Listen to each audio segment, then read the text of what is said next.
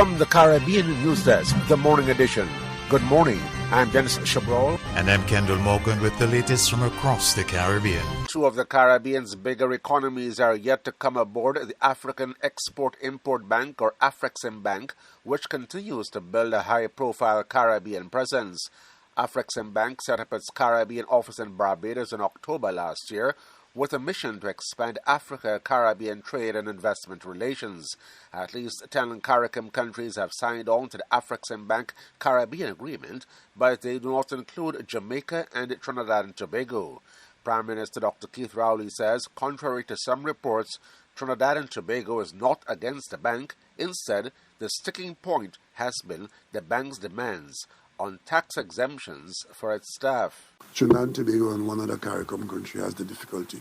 And that is the bank is asking all its staff to earn tax-free salaries in Trinidad and Tobago, that its staff, whether local or foreign, would not pay tax in the country.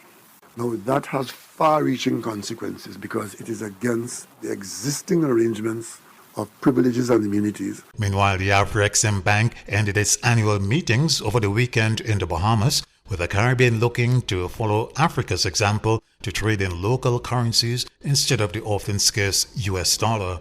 CARICOM Chairman President Irfan Ali of Guyana says an urgent meeting of the region's finance ministers will be called to deliberate on a Caribbean version of the African model. We have an opportunity now that you have tested with a payment settlement system, and that is why, as chair of CARICOM, I've asked the chair of the CSME, Prime Minister Motley, and she has agreed to convene a meeting with ministers of finance and governors next week, so that we can take to the next heads of government meeting in CARICOM a proposal where we can use your system to implement a regional system for our payment settlement. Agriculture extension officers across the Caribbean are poised to be equipped to deal with the impact of climate change. St. Vincent and the Grenadines Agriculture Minister Sabato Caesar made the announcement at the weekend during the launch of Caribbean Week of Agriculture, CWA.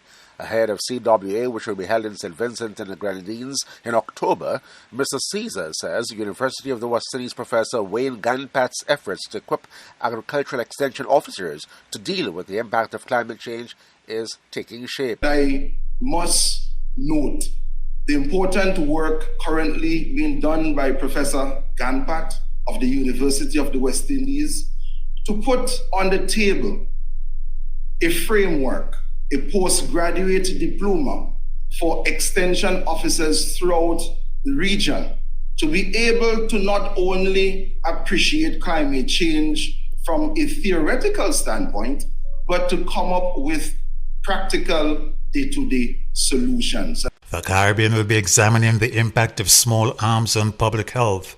The CARICOM Implementation Agency for Crime and Security Impacts will also be participating in the United Nations Programme of Action on Small Arms 4th Review Conference, which opens today in New York. Assistant Director of CARICOM Impacts Calixtus Joseph and his team will also participate in a side event titled A Public Health Crisis, Small Arms Trafficking and Violence in the Caribbean. The United States says it could not have shared information about a 2.5-year investigation into alleged corruption by two wealthy Guyanese businessmen and a permanent secretary. The American ambassador to Guyana is Nicole Etherio. They have to keep these investigations very close hold because they can be compromised by anyone. So we tend to not share a lot of information until the investigation reaches a certain stage. And so I regret that people feel that they've been left in the dark. The U.S. has since endorsed a request for information by the Guyana government to launch its own probe and possibly prosecute those allegedly involved in evading $50 million in taxes to Guyana by smuggling gold. The businessman's foreign exchange dealer's license has been revoked by the Bank of Guyana, and a permanent secretary has been sent on leave. Trinidad and Tobago's opposition United National Congress remains in the firm grip of party leader Kamala Persad-Bissessar. Her post of leader was not up for grabs at the weekend's internal elections, but her star team won all 17 other executive positions. Making remarks after preliminary results became available, she said the stage is now set for today's by-elections in 2 local government districts that are UNC strongholds. What we must do now, as I say, we put the boots on, we hit the ground from tomorrow, I'm hitting the ground, because we have the 2 by-elections, and thereafter we continue with boots on the ground for UNC victory whenever that general election is called. This has been the morning edition from the Caribbean News Desk. You may contact us by phone or WhatsApp on +592 700 9293. Thanks for listening.